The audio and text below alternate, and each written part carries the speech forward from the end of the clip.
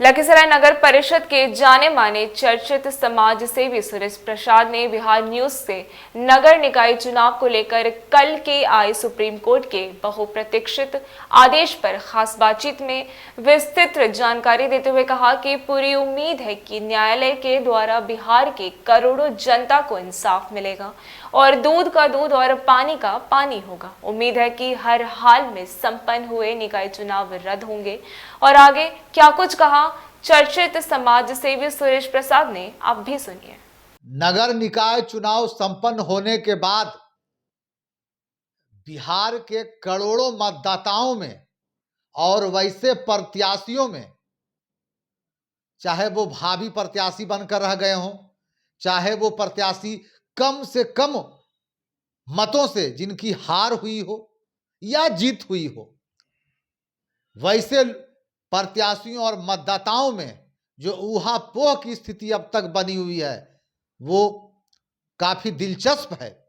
और ये कहा जाए कि बहुप्रतीक्षित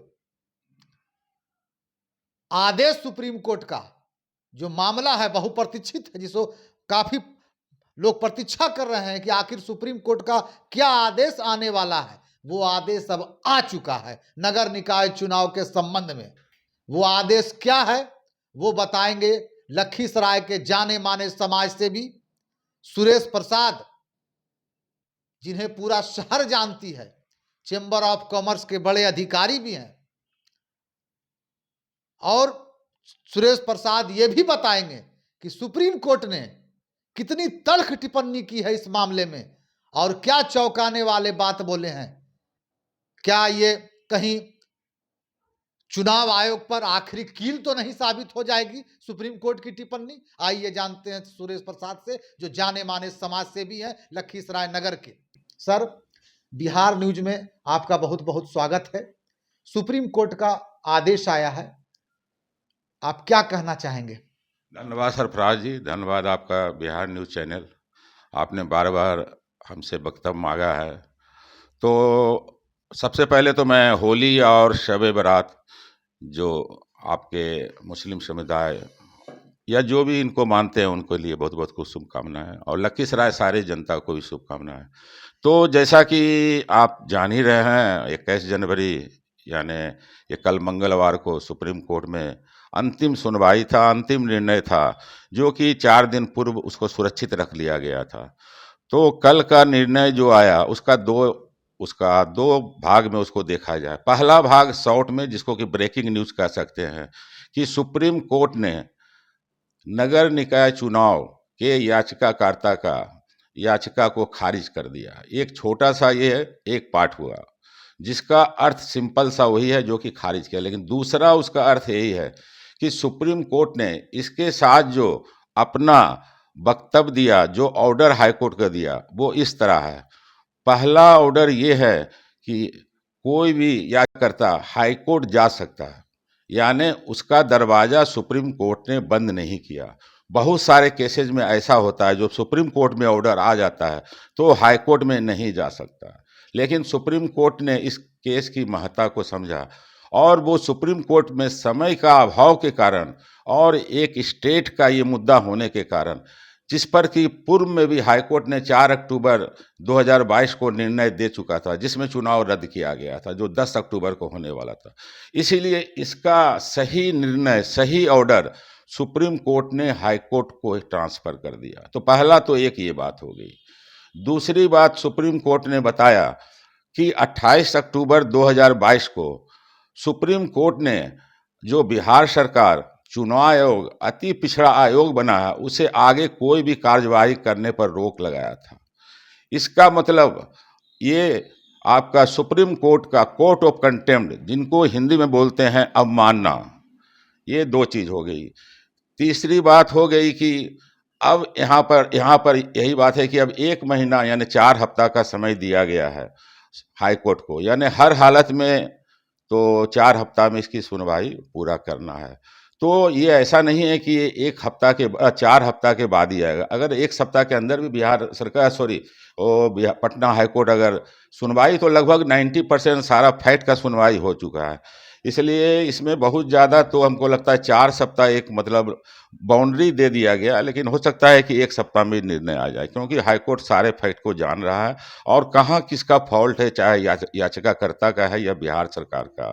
क्या ये सुप्रीम कोर्ट का जो तल्ख टिप्पणी आया है, क्या ये चुनाव आयोग पर, बिहार सरकार पर कहीं आखिरी कील तो नहीं साबित होगा? ये तो क्लियर सुप्रीम कोर्ट बोला है कि हाई कोर्ट इस चीज को जांच करे कि जिस आयोग को हमने रोक लगा दिया, उसी आयोग के रिपोर्ट के आधार पर आपने आरक्षण दिया, तो क्या वो डेडिकेटेड आयोग कितना सही है और उन्होंने जो काम किया आरक्षण लाने के लिए कितना सही है। इसका तो साफ इशारा है कि ये जो आपको बिहार सरकार और चुनाव आयोग ने वो जिस आयोग को सुप्रीम कोर्ट रोक लगा दिया, उसी आयोग से सेम फॉर्मेट में इलेक्शन करवाया। तो ये तो साफ मतलब सुप्रीम कोर्ट का डायरेक्शन है कि आपने हमारी बात को मतलब महत्व नहीं दिया, जुडिशियरी का महत्व नहीं दिया। इसीलिए तो ये पटना हाईकोर्ट को दिया गया कि आप इसको अच्छी तरह जान रहे हैं, इस आयोग को। बतौर याचिकाकर्ता, बतौर समाज सेवक सुरेश प्रसाद का पटना उच्च न्यायालय से क्या अपील होगा, क्या आपका अपेक्षाएं होंगी माननीय न्यायालय से? 1-2 दिन के बाद हम लोग का पटना हाईकोर्ट में, हम लोग का तो रीट पहले से दिया हुआ था, पहला रीट किया था जिस पर तो हम लोग जीत चुके थे। दूसरा रीट पटना हाईकोर्ट में फिर किए थे, जो चुनाव के समय किए थे। तो चूंकि सुप्रीम कोर्ट में जब सुनवाई चलता है सेम नेचर का केस और सेम एप्लीकेंट, तो हाईकोर्ट की सुनवाई रोक दिया गया था। अब चूंकि कल वहाँ से ऑर्डर आ ही गया है, तो 1-2 दिन के बाद हम लोग की सुनवाई शुरू, हमारे सीनियर एडवोकेट और इसमें और 1-2 जो एप्लीकेंट हैं उनका सुनवाई, और हमको लगता है 4 हफ्ता नहीं 1 हफ्ता के अंदर में ही फिर रिजल्ट आएगा। रिजल्ट वही आएगा जो 4 अक्टूबर 2022 को आया। फर्क इतने है कि वो चुनाव के पहले आया था, ये चुनाव के बाद लोग माला पहन के घूम रहे हैं, उद्घाटन कर रहे हैं, ये कर रहे हैं। और थोड़ा सा 1-2 चीज़ हम बताएंगे। इस तरह का डिस्कशन होता है, कुछ हेडिंग, जैसे मैं शुरू में बताया कि इसका 2 एस्पेक्ट है, एक छोटा एक बड़ा। जैसे कि मैं एक बार एक डिबेट में गया था, ठीक है, वहाँ बहुत पढ़े लिखे लोग थे और बहुत सारे पत्रकार थे। उसमें एक लाइन बोला गया था उस पर डिबेट करने के लिए। उसका लाइन था, यही था कि भारत गरीब देश है लेकिन अमीर है। तो इस पर पूछा गया बहुत सारे लोगों से, तो बोला भारत जब गरीब देश है तो अमीर कैसे? तो ये वही बात है, बहुत लोग सोच रहे हैं चुनाव तो कैंसिल हो गया तो अब फिर क्या। तो यहाँ पर जो भारत गरीब है लेकिन अमीर है, अमीर कैसे है, उसके लिए फिर आपको वही सब समझना पड़ेगा कि जो सुप्रीम कोर्ट जो सेकेंड लाइन में जो बोला वही चीज। ये थे जाने माने चर्चित समाज सेवी सुरेश प्रसाद, जो हिंदुओं का महान पर्व होली और अल्पसंख्यक भाइयों का बड़ा पर्व शब बरात की मुबारकबाद देते हुए जो कल सुप्रीम कोर्ट की टिप्पणी आई है, जो नया आदेश आया है, उस पर विस्तृत रूप से अपनी चर्चा की है, अपना व्याख्यान किया है बिहार न्यूज के माध्यम से। और ये स्पष्ट रूप से कहा है सुरेश प्रसाद ने कि फैसला वही आना है जो बीते अक्टूबर के महीने में आया था, वही फैसला आना है। लोकेशन जो हो लेकिन सिचुएशन वही रहेगा, जैसा स्पष्ट मानना है सुरेश प्रसाद का। और इनका उन्हें पूरा उम्मीद है पटना उच्च न्यायालय पर कि ये दूध का दूध पानी का पानी हर हाल में होगा। बिहार के करोड़ों आवाम को इसका न्याय मिलेगा न्यायालय के द्वारा। सरफराज आलम, बिहार न्यूज, लखीसराय।